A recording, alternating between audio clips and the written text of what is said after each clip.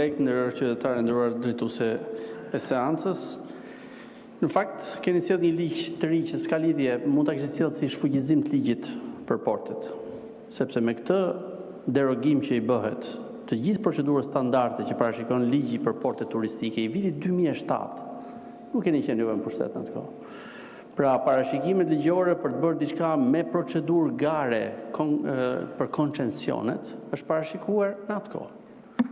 Ndërkohë që juve bëni përjashtimin e gjithë procedura është vetëm ai nen që sillni ju. Asgjë tjetër. Pjesën tjetër rregulloni me vendim të Këshillit të Ministrave. Pra jo me ligj. Është Edi Rama që i jep statusin e investitorit strategjik, merr atë, shpreh kërkesën tek Edi Rama dhe menjëherë kalojnë të gjitha procedurat e tjera, s'ke nevojë, pra do të jetë me procedurë të drejtë për drejtë koncesionit tek ai që do Edi Rama. Dhe më pas, sa ta kenë noflën të madhe, aq do shqyen nga bregu detit. Tani, pra, kjo është ajo që sillni këtu ju. Dhe keni parasysh që ati që i ka vënë firmën këtij projekt ligji, në një ditë do të ngjitet nga pas pagu, do të thotë, çka ke pas ti qëllim që e ke bërë këtë ligjin klientelist kështu. Të gjithë e dinë që është Edi Ramës, do ta hajë qyqari, kush e ka firmos.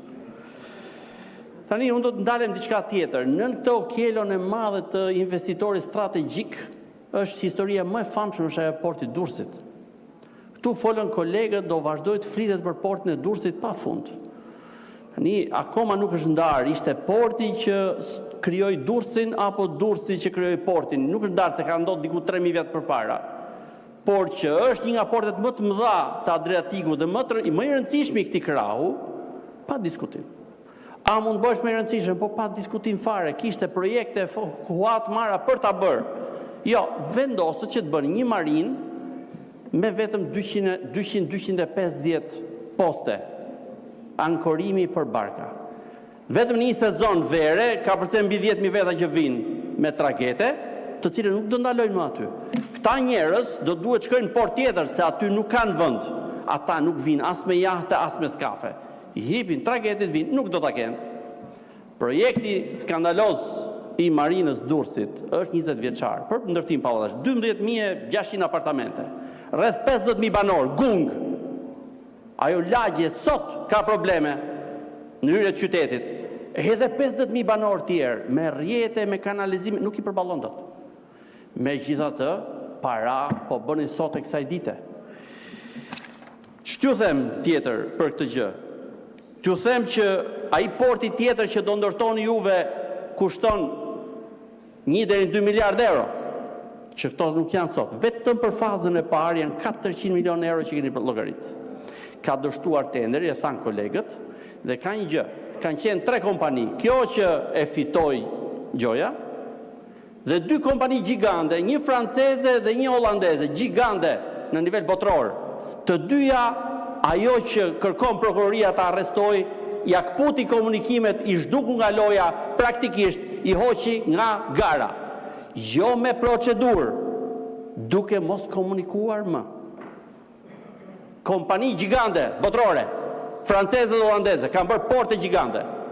Jo, du t'japim dikuj tjetër, i cili si shton këto kompani, du t'kishe dorëzu 8 milion euro garanci për ofertën.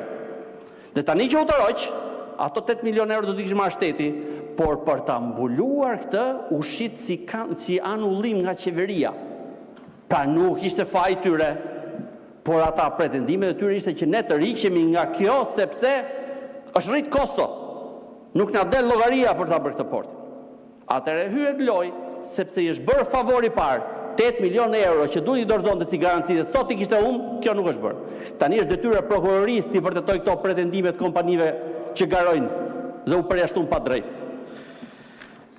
T'ju them dhe gjë tjetër, nga 500 hektar që ndërtohet porti Kismet, porti i ri i Durrësit, 400 janë shtet, 100 janë privat. Shteti ja ka caktuar vlerën e shpronësimit, ja një nga mashtrimet dhe një nga vjedhjet gjigande. Ja ka caktuar vlerën e kompensimit atyre që shpronësohen 5.5 euro metrin katror. Kanë fituar gjyqjet në gjykatë sot. Gjykata ka vendosur që vlen metri katror 115 euro.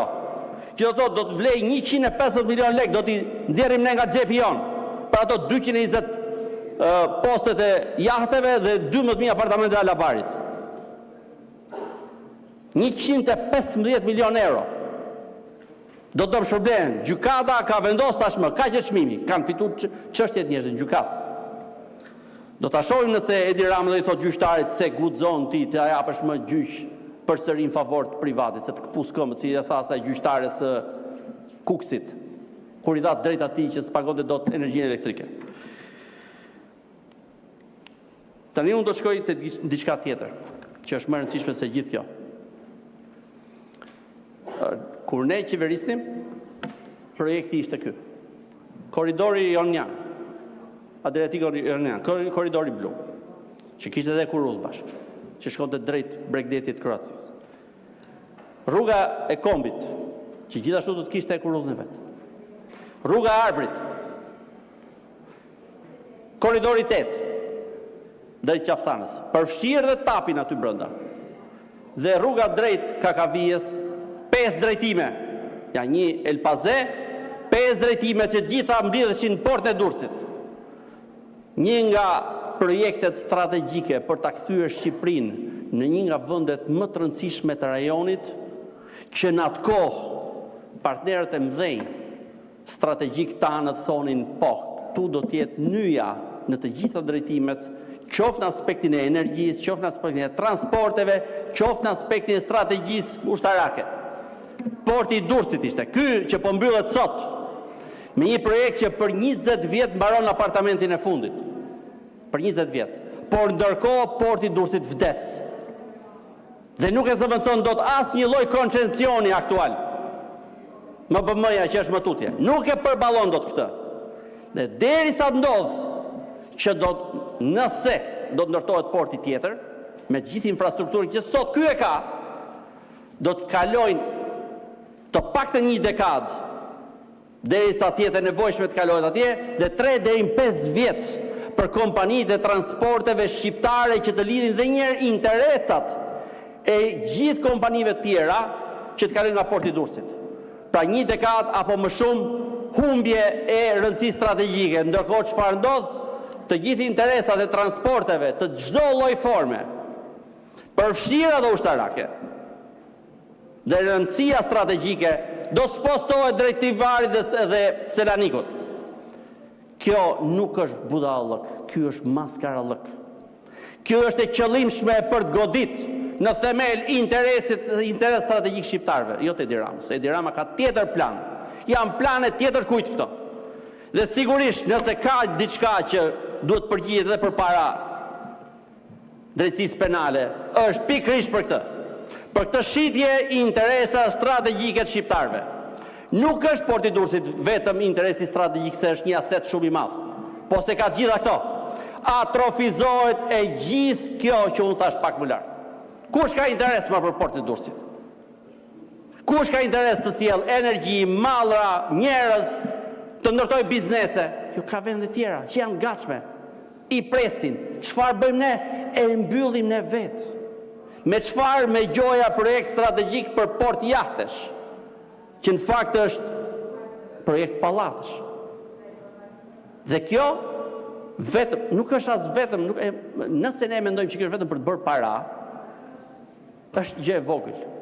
Kjo është ta mendosh në mënyrën më skandaloze të mundshme si të vrasësh interesat strategjike të këtij kombi dhe shqiptarë. Mendoni vetëm kaq. Rruga e Kombit që shkonte deri në Kosovë dhe pjesa që bëri Kosova që shkonte deri në kufi me Serbinë, hapte praktikisht jugun e Serbisë për shkuarit tërin Durrës dhe jo në Selanik. Qa bot ju e mbylli, qa boni ju e çoni përsëri në Selanik. Po këto janë mekanizmat me të cilët krijohet paqja në rajon dhe stabilitet. E keni bërë ju, këtë bëni ju sot. Pra nuk është histori pallatësh, është histori tradhtie kombëtare. Këtë keni bërë.